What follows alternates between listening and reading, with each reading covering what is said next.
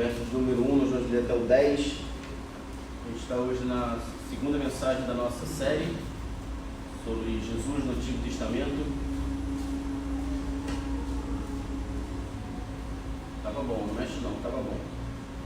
Gênesis capítulo 4, versos número 1. Você achou aí? Diga amém. Amém. Estão me ouvindo bem? Estão me ouvindo bem? Diz assim: Adão teve relações com Eva, sua mulher, e ela engravidou e deu à luz Caim. Disse ela: com o auxílio do Senhor tive um filho, um homem. Voltou a dar à luz, desta vez a Abel, irmão dele. Abel tornou-se pastor de ovelhas e Caim agricultor. Passado algum tempo, Caim trouxe do fruto da terra uma oferta ao Senhor. Abel, por sua vez, trouxe as partes gordas das primeiras crias do seu rebanho. O Senhor aceitou com agrado Abel e sua oferta, mas não aceitou Caim e sua oferta. Por isso Caim se enfureceu e o seu rosto se transtornou. O Senhor disse a Caim: por que você está furioso? Por que se transtornou o seu rosto? Se você fizer o bem, não será aceito? Mas se não o fizer, saiba que o pecado o ameaça à porta. Ele deseja conquistá-lo, mas você deve dominá-lo. Disse, porém, Caim a seu irmão Abel: vamos para o campo. Quando estavam lá, Caim atacou seu irmão Abel e o matou. Então o Senhor perguntou a Caim: onde está o seu irmão Abel? Respondeu ele: não sei, sou eu o responsável por meu irmão? Disse o Senhor: o que foi que você fez? Escute, da terra o sangue do seu irmão está clamando. Vamos orar? Senhor, nós oramos a Ti pedindo a Tua graça, a Tua misericórdia sobre as nossas vidas. Prepara o nosso coração para celebrarmos a ceia nessa manhã. Que eu possa, ó Deus, preencher-nos, ó Pai, com a Tua palavra, com a Tua mensagem, com a revelação do Teu Evangelho. Fala conosco nessa manhã, ó Deus, perdoando os nossos pecados, perdoando as nossas falhas, agindo com a Tua graça, com a Tua misericórdia sobre as nossas vidas. Nós oramos a Ti nessa manhã, em nome de Jesus. Amém. Essa série, irmãos, tem sido desafiadora, né? Nós estamos hoje na segunda mensagem da série. Nosso desejo é fazer você entender que a Bíblia não é uma série de histórias que estão desconectadas entre elas, né? Não é uma série de histórias desconexas, mas sim um livro que conta uma única história. Do início ao fim é a história de Jesus. Nós olhamos de todo o tempo, nós olhamos para a Bíblia e podemos perceber como ela aponta para Cristo, aquele que está presente desde a criação, né? Para alguns, parece que Jesus só apareceu no Novo Testamento, até ali ele não existia, mas na verdade ele está presente desde a criação, como João mesmo disse, de que o Verbo estava com Deus, ele era Deus, desde o princípio ele estava lá. Na última semana a gente nós vimos, né, a história de Adão, e como Cristo é revelado através desse homem. Olhamos ali para a história dele e vimos que Adão fez tudo aquilo que eu e você faríamos. Nós somos pecadores por conta disso. Quando tentamos viver a nossa vida longe, distanciadas, divorciadas dos princípios de Deus.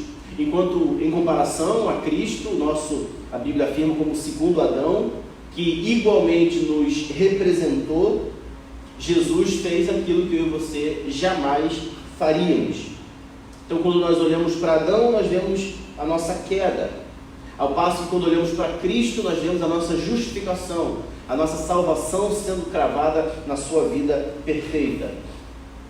No entanto, a representação de Cristo, através das pessoas do Antigo Testamento, elas não acabam, não param por aí. Na primeira geração de Adão, nós vemos aqui mais uma vez Cristo sendo tipificado através da vida de Abel, através do sacrifício que Abel apresenta.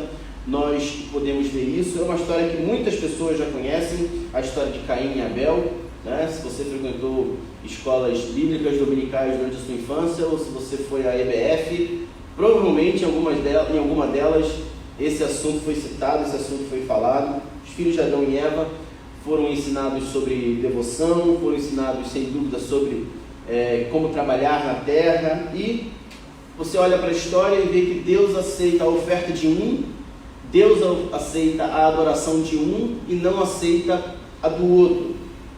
Um era pastor de ovelhas, o outro era agricultor, e cada um ofereceu parte de acordo com aquilo que produzia.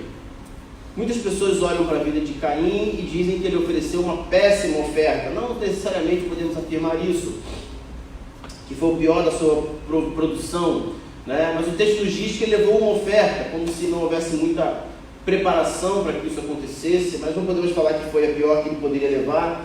Levou de acordo com aquilo que ele tinha, e nós vemos porque Deus rejeitou então a oferta de Caim. Veja o verso 3 comigo. Olha novamente, deixe sua Bíblia aberta. Passado algum tempo, Caim trouxe o fruto da terra como oferta ao Senhor. Abel, por sua vez, trouxe as partes gordas das primeiras crias do seu rebanho. Há muitas explicações, e duas delas das quais eu me apoio. Uma é a intenção no coração de Caim, e outra porque o ritual de adoração no Antigo Testamento exigia o sacrifício de um animal. Esse derramar de sangue, por que nós podemos ver Cristo prefigurado desde o Antigo Testamento? Porque todos os sacrifícios que haviam no Antigo Testamento eram uma tipificação, era uma pré-figura do que haveria de vir. Quando Cristo então se sacrificasse, apresentaria ali o último sacrifício em prol dos nossos pecados. Até então, cada indivíduo devia oferecer o seu sacrifício. Havia a festa da expiação em Israel, aquela que as pessoas apresentavam suas ofertas, e às vezes a Bíblia conta que eram montanhas de sacrifício para que o pecado do povo fosse perdoado. Todas essas coisas eram apenas uma alusão àquilo que estaria por vir. Então, quando nós olhamos para as explicações do porquê Deus rejeita a oferta de Caim, a primeira delas é a intenção do coração dele. Era mais uma competição do que propriamente serviço, devoção a Deus. Em segundo lugar, a gente olha o rito de adoração no Antigo Testamento exigia o sacrifício de um animal. Esse derramar de sangue de um animal que prefigurava o que Cristo fez na cruz deveria ser obedecido. Haviam regras que deviam ser obedecidas. Um animal sem manchas, sem defeitos. Porque não pense você que naquela época já tinha o famoso jeitinho brasileiro. A gente tem que oferecer um animal, então pegava um animal manco. Muitas pessoas faziam isso. Pegue um animal que não produz nada, vamos sacrificar ele. Já não está servindo para nada aqui. Mas não, existiam regras. Assim como Cristo foi um sacrifício perfeito, o animal que deveria ser oferecido no Antigo Testamento deveria ser também sem defeitos, sem manchas. E veja que, entendo que essas duas explicações, as duas estão ligadas diretamente, porque quando a intenção é ruim, quando a nossa intenção no serviço a Deus é má, essa adoração nunca será centrada em Deus, nunca será centrada na vontade de Deus, mas em si próprio. O que eu quero que você olhe um pouco, antes de analisarmos exatamente a figura de Cristo em Abel, o que eu quero que você olhe sobre a essência da adoração. E veja, muitas pessoas, quando a gente fala essa palavra adoração, essas pessoas, na cabeça delas, é codificada, aparece a palavra louvor. Aí gera um bloqueio para gente que não canta bem. Isso acontece com você? Não é o meu caso, né? Porque eu, cantando, eu realmente, né? Sozinho, no chuveiro, eu brinco. Então a pessoa, quando fala adoração, a pessoa acha assim, não, eu estou falando de louvor, não é minha praia, não é comigo.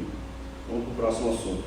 Mas veja, quando a gente está falando de adoração, a gente está falando da nossa vida, do nosso serviço, não simplesmente de quem canta na igreja ou de quem canta bem no chuveiro. No meu caso, não é? A essência da vida de devoção, a essência da adoração de Caim estava corrompida. A essência da vida de Caim no seu relacionamento com Deus estava corrompida. E a maneira pelo qual nós vivemos para Cristo revela o tamanho ou a inexistência da nossa devoção a Deus. Vou explicar melhor. Se a nossa vida é ou não centrada em Deus, ela vai revelar, ela vai diagnosticar se de fato nós temos alguma devoção por Deus. Porque quando nós temos um problema com a nossa devoção a Deus, imediatamente o nosso pecado se revela. Se você parar para pensar, quando nós faltamos com o nosso compromisso com Deus, isso já está explicando que nós não temos tido nenhum dia, nenhum tempo de vida com Deus. Porque na igreja, irmãos, há todo tipo de gente. Há as pessoas que são muito dedicadas, há as pessoas que são muito fervorosas, há as pessoas que estão ali todos os dias por que der e vier. Mas há um grupo de pessoas na igreja, que é um grupo, não só esse grupo, mas há um grupo que me preocupa muito, é o grupo das pessoas que vai passar pela igreja. Vai passar. Assim como você passa por uma calçada, assim como você faz uso de um automóvel, aquilo ali não há nenhum relacionamento, não há nenhum tipo de compromisso com ela, não há nenhum tipo de intenção. A gente está aqui, pode não estar amanhã, e está tudo bem, nós vamos só passar pela igreja. E aí eu retorno à frase que eu estou tentando explicar. Se estivermos em falta do nosso compromisso com Deus, isso vai explicar a nossa falta de vida com Deus. Eu sei, a vida é muito dinâmica, a vida é muito corrida, você tem muito compromisso. Seu trabalho é desgastante, você precisa de tempo de lazer, você precisa de tempo de descanso, você precisa de tempo para muitas coisas. Eu sei disso, todos nós precisamos. Mas a igreja nunca foi um lugar dos desocupados. Não significa que quem está mantendo o compromisso com Deus na sua vida, quem está mantendo o compromisso com a igreja do Senhor durante a sua caminhada, não significa que essas pessoas não têm outras coisas para fazer. Por que eu estou dizendo isso, irmãos? Porque provavelmente Caim, e esse provavelmente é uma certeza, recebeu todos os ensinamentos sobre Deus. Imagina você estudar com uma pessoa que criou alguma coisa na sua área. É diferente você estudar com um professor numa cidade. Imagina que chega o Bill Gates para falar sobre o sistema operacional do Windows. É a mesma coisa que um professor do curso de informática ali no centro da cidade? É a mesma coisa. Chama um camarada que desenvolveu um sistema, está ali desde o início e ele vai falar sobre aquilo. Não é a mesma coisa. Você imagina ouvir sobre Deus dos pais, cujos pais eram Adão e Eva.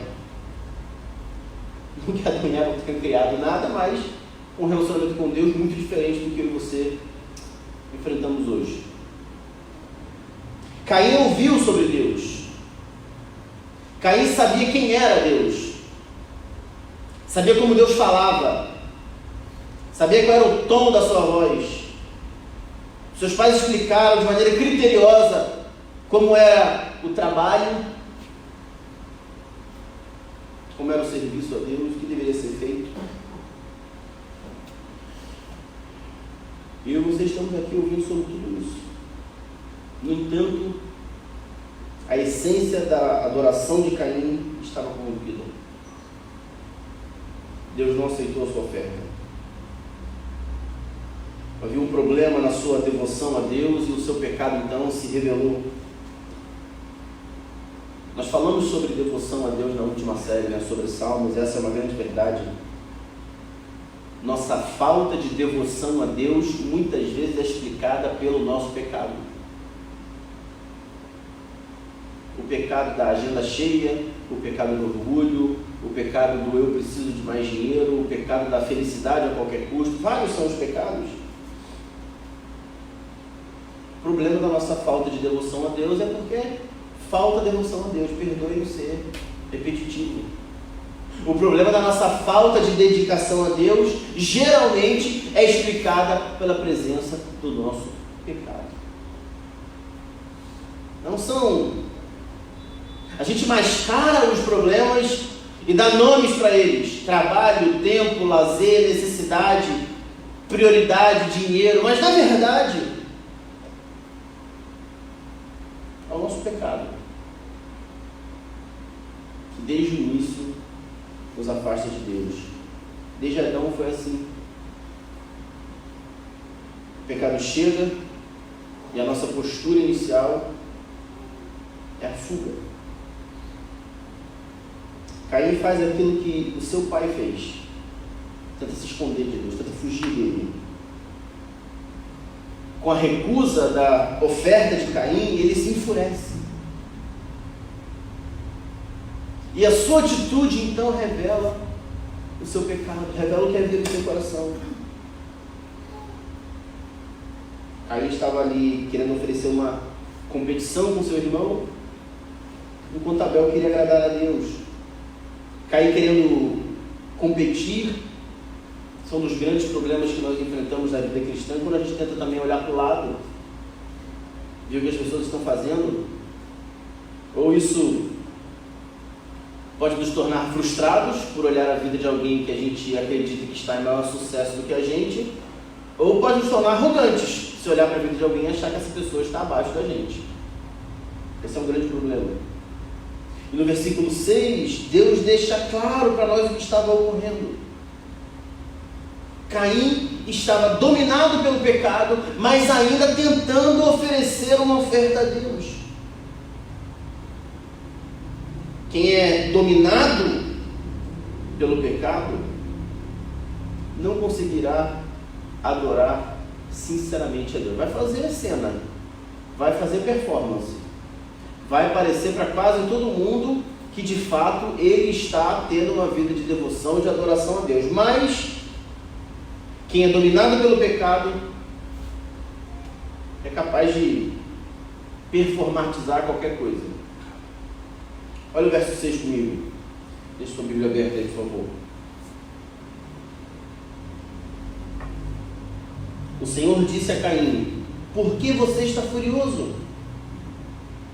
Por que se transtornou o seu rosto?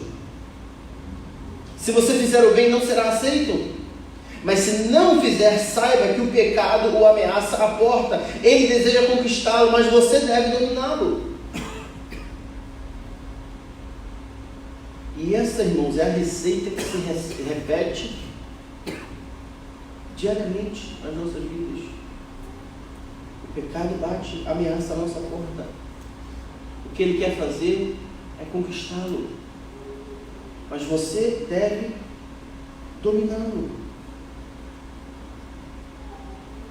Há uma resposta de Deus à oferta de Caim, e não é simplesmente: eu não gostei do que você trouxe. Porque eu não sei se você já percebeu que muitas pessoas tentam demonstrar é que a vida cristã é uma reunião de atividades sem sentido. O que muitas igrejas querem que você pense é que a vida cristã é fazer até morrer na máxima velocidade possível. É evidente que na vida cristã há muito a ser feito. Mas nós olhamos para esse texto e vemos que para Deus não importa simplesmente a quantidade das coisas que você oferece, mas também a motivação do seu coração. O pecado bate a porta, ou ameaça a porta. Ele deseja conquistá-lo, mas você deve dominá-lo. E Deus diz: por que você está tão furioso? Se você fizer o bem, você não será aceito. Caim mantinha o seu coração no pecado, mas ele desejava oferecer uma oferta a Deus. Deus rejeitou a sua oferta. E por inveja, você sabe da história, Caim elabora um plano perverso, engana seu irmão. Como a gente sabe da Bíblia, né, que um abismo puxa outro abismo. Um pecado certamente trará outro pecado de mão dada. Engana seu irmão e o executa de maneira fria. Depois que ele engana e mata o seu irmão, primeiro homicídio na Bíblia acontece. Não satisfeito com isso, Caim ainda mente para Deus, dizendo que não sabia onde seu irmão estava. E responde de maneira até tola: será que sou eu o responsável do meu irmão? Um pecado puxa o outro, mas o problema é que muitas vezes a gente tenta fazer é resolver um pecado com outro pecado. A gente peca e para resolver esse pecado a gente mente, porque a gente não quer que as pessoas saibam da verdade. Mas eu não sei se já te contaram que um pecado não tem poder para resolver o outro. A melhor coisa a se fazer é viver na verdade, é você procurar resolver o primeiro pecado que aconteceu. É inevitável falarmos sobre esse tipo de coisa na igreja, ainda mais no dia que nós vamos celebrar a ceia, porque do grupo daquelas pessoas que vão passar pela igreja, o perfil dessas pessoas que vão passar pela igreja é o perfil de pessoas que estão vivendo de qualquer jeito, mas aos domingos elas precisam oferecer a sua oferta a Deus.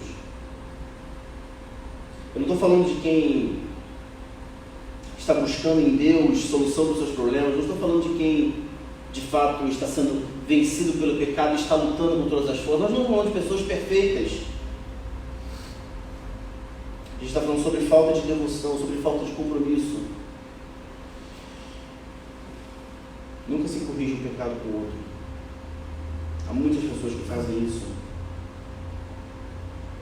E essa, na verdade, não é simplesmente uma maneira errada de resolver um problema. Essa é a pior maneira de tentar resolver ou se livrar de um problema. É com outro pecado. Caim, então, prosseguiu da inveja para a mentira, evoluiu da mentira para o ódio, do ódio para a dissimulação, se omitiu muitas vezes, porque quando a gente se omite a fazer algumas coisas, a Bíblia diz que quando nós sabemos que devemos fazer o bem e não o realizamos, pecamos. Na Bíblia a omissão também é um pecado. E essa forma de pecado, da omissão, muitas vezes nós pecamos pela falta de confissão. Parece ridículo o que Caim está fazendo, não contando para Deus o seu pecado. Senhor, eu não sei onde ele está. E a gente pode pensar na nossa vida assim: caramba, olha Caim, que coisa infantil. Está falando com Deus que sabe de todas as coisas, dizendo para Deus que não sabe o que aconteceu. Mas irmãos, essa é a mesma coisa que nós fazemos quando omitimos, escondemos o nosso pecado. Nós estamos dizendo para Deus: nós não sabemos o que foi. Ser indiferente ao pecado é tão errado quanto tentar escondê-lo. Fingir que um pecado não existe na nossa história, não existe na nossa vida diária, é a mesma coisa que escondê-lo. Qual é o caminho? Só uma única forma. Não é a mais fácil, mas é a mais eficaz. É a confissão e o arrependimento. Nós vamos fazer isso aqui hoje. Antes de celebrarmos a ceia, nós vamos confessarmos a Deus os nossos pecados, examinar a nós mesmos e nos arrependermos de maneira sincera. Se você procura uma saída, se você procura uma luz, se você procura restauração, perdão, cura, só a confissão e arrependimento podem trazer isso. A história de Caim nos demonstra isso. nos levando a uma vida de confissão diante de Deus e não de omissão. O exemplo de Caim nos demonstra que a falta de confissão não nos levará à cura. É muito comum nós lermos esse texto e nos colocarmos no lugar de Abel, da vítima. Nós somos vítimas do mundo. Estou sendo perseguido como Abel, estou sendo injustiçado como ele. Só que nesse texto, meus irmãos, é claro que podemos ser injustiçados, podemos ser perseguidos, é claro. Não é isso que eu estou querendo dizer. Mas nesse texto, a nossa realidade é a de Caim, não de Abel. Dos que pecaram, dos que tentam muitas vezes omitir a sua vida do próprio Deus. Não que não soframos perseguições, não que não soframos injustiças, mas o que a Bíblia diz a nosso respeito é que nós precisamos nos ver na vida de Caim. Nós não somos inocentes como Abel. Eu e você somos como Caim. E você pode pensar, meu Deus, mas jamais mataria alguém? Como eu posso ser como Caim? O assassinato de Abel, veja, foi somente a consumação do que já estava no seu coração, no coração de Caim. Por isso o próprio Deus diz no verso 6 que o pecado estava dominando Caim e não Caim dominando o pecado. Essa é a nossa realidade. Todos nós somos pecadores. E a Bíblia associa um tipo de assassinato que muitas pessoas cometem. A Bíblia associa o ódio ao irmão ao assassinato. Você diz, meu Deus, mas são coisas totalmente diferentes. Posso odiar uma pessoa no meu coração e nunca matá-la fisicamente. Pois é. Mas o que o ódio a alguém faz? Fazer com que você assassine essa pessoa no seu coração. Para você ela não existe mais, por mais que ela esteja vivendo do outro lado do mundo. Por isso a Bíblia faz essa comparação. Todos nós somos pecadores. A pergunta que eu quero que você tenha condições de responder é se somos dominados pelo pecado ou temos dominado o pecado com a ajuda de Deus, evidentemente. Isso não é uma tarefa solitária. O pecado sempre está à porta do coração, batendo de cada um de nós. E ele tenta governar, ele tenta dirigir, ele tenta controlar a nossa vida. E qual é o nosso papel? Não é simplesmente uma luta física, não é simplesmente uma luta moral, não é simplesmente uma luta de comportamento, não é simplesmente mudar os nossos hábitos, como muito coach espiritual está dizendo por aí. Nós precisamos buscar forças em Deus. Só o Espírito Santo pode nos impulsionar a uma vida coerente, a uma vida verdadeira, para que o pecado não nos domine, mas para que ele seja dominado. Isso é uma luta solitária. Em Mateus, no capítulo 15, nós vemos que do coração procedem todos os males, inclusive a morte. Jesus inclui esse que foi o pecado de Caim. Só que em Cristo,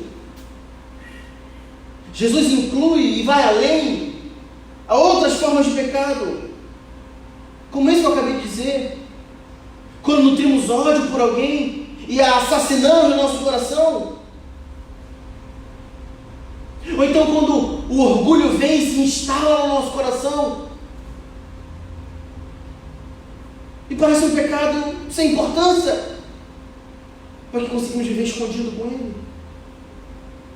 Então o pecado na nossa mente, onde ninguém conhece, onde ninguém sabe. Todos nós estamos lidando diariamente com essa realidade. O pecado batendo a nossa porta. A pergunta é: eles estão nos dominando? Ou temos encontrado força em Deus para dominá-lo? Hoje, ao celebrar a ceia, nós precisamos ser capazes de nos examinar, de saber o que de fato há no nosso coração.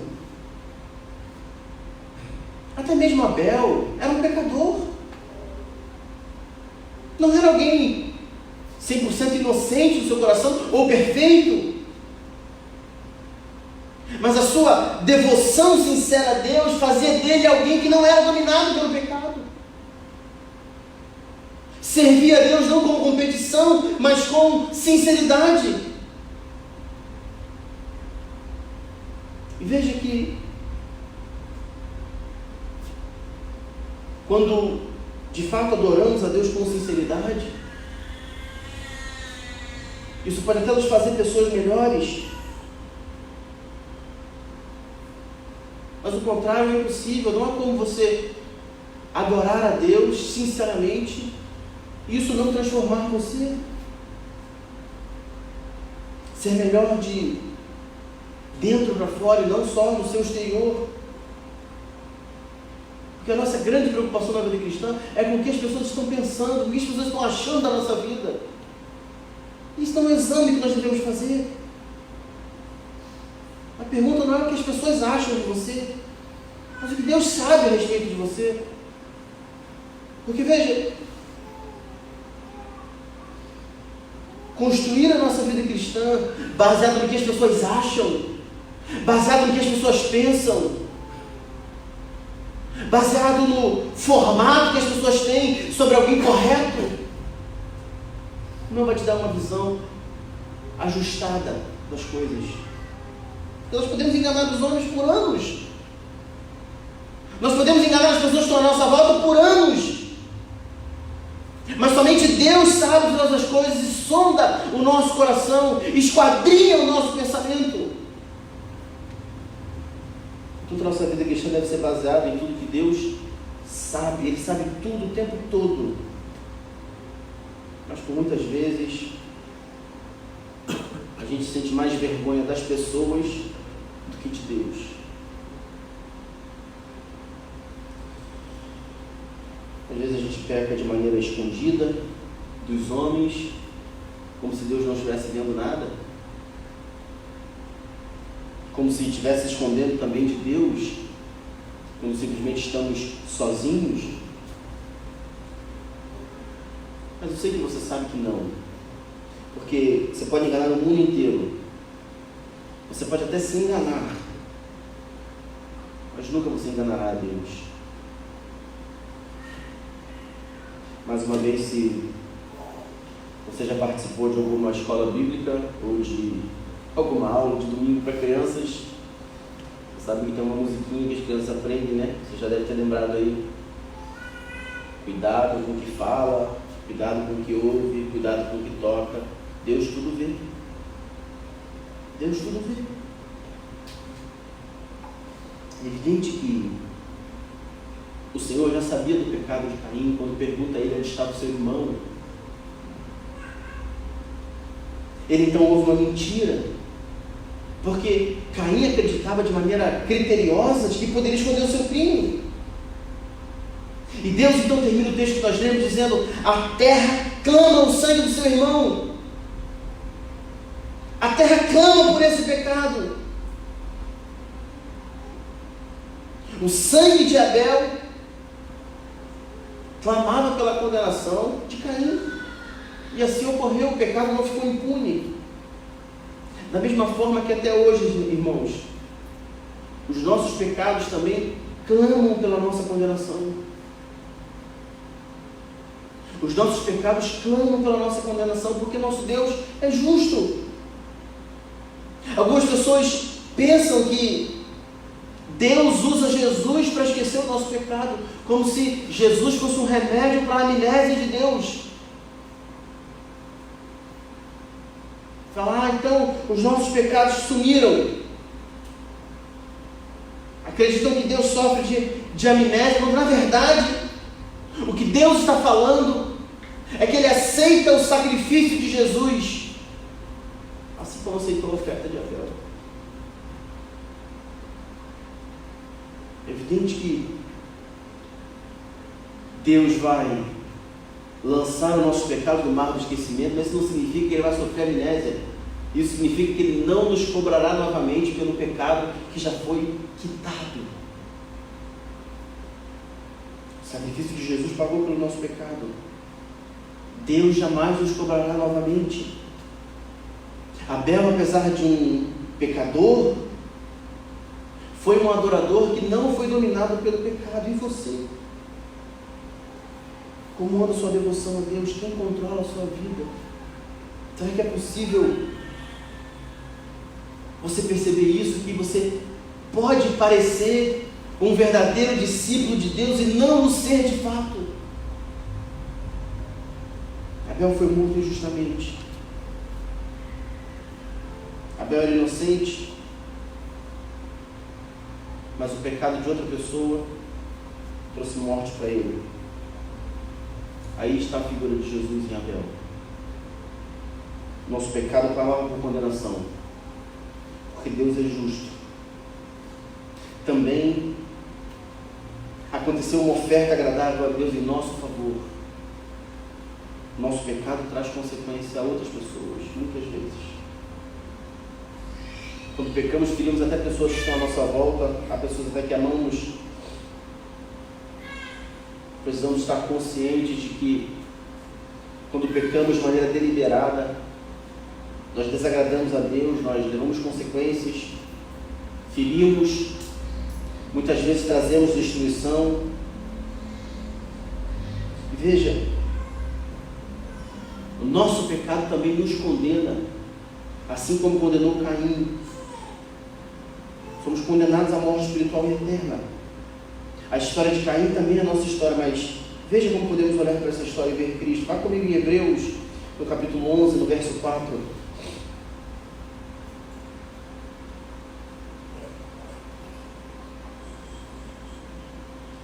Hebreus, capítulo 11, no verso de número 4. Você achou aí? Diga amém. Hebreus, capítulo 11, verso de número 4. Amém? Tem alguém dormindo aí? Não. Me avisa. Você está pensando já naquele churrasco do Dia dos Pais? Me convida. Meu pai está viajando. Você vê que beleza, né? Hebreus capítulo 11, verso 4. Você achou? E diga amém. Pronto, acordamos, né? Então diz assim: pela fé, Abel ofereceu a Deus um sacrifício superior ao de Caim. Eles não estão falando da quantidade da oferta.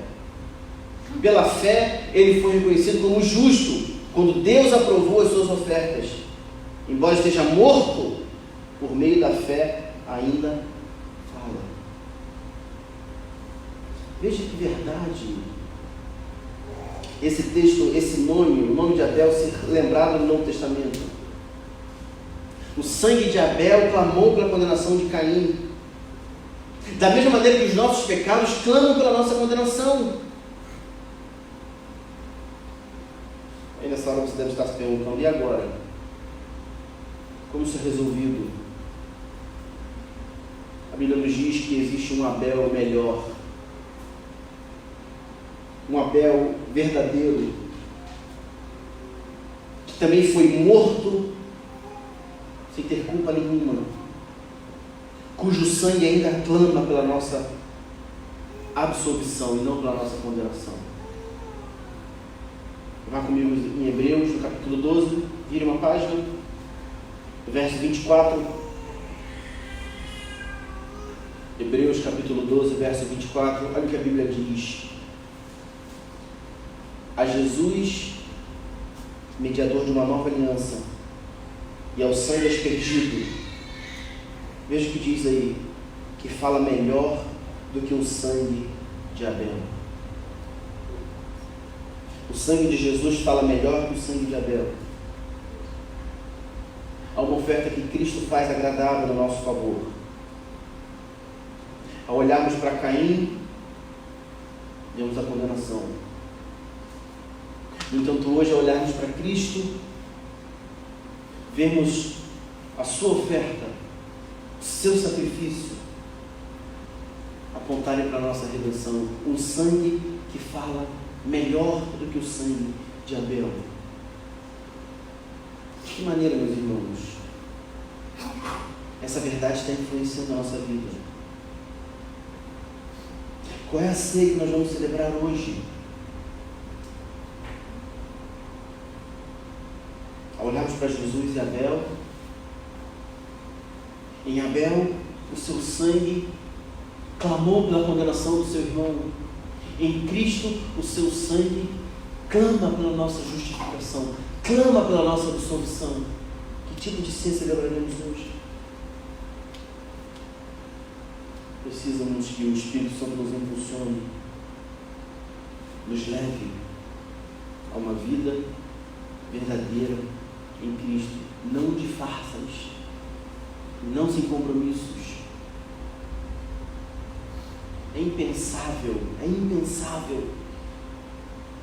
para quem se diz cristão, é impensável para quem se diz discípulo de Cristo, passar a sua semana como se o seu Salvador não existisse, como se pudesse ver a sua semana escondido de Deus. Impensável que consigamos desconectar a nossa vida do nosso compromisso com Cristo. Impensável. Nos examinemos nessa manhã a glória de Cristo, em nome do teu Filho amado Jesus. Amém? Quero orar com você. Você baixar sua cabeça, baixar seus olhos, para vamos servir a ceia nessa manhã.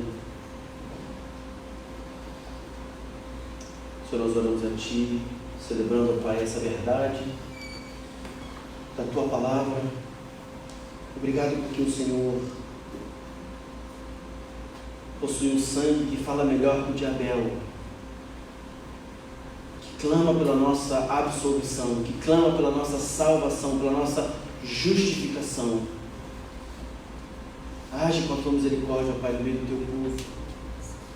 Age com a Tua graça, ó Pai. O Teu Filho amado Jesus, nós oramos, ó Pai, pedindo que o Teu Espírito Santo nos conduza a uma vida de fato verdadeira, sem máscaras, sem máculas, sem disfarces, ó Deus, em nome de Jesus.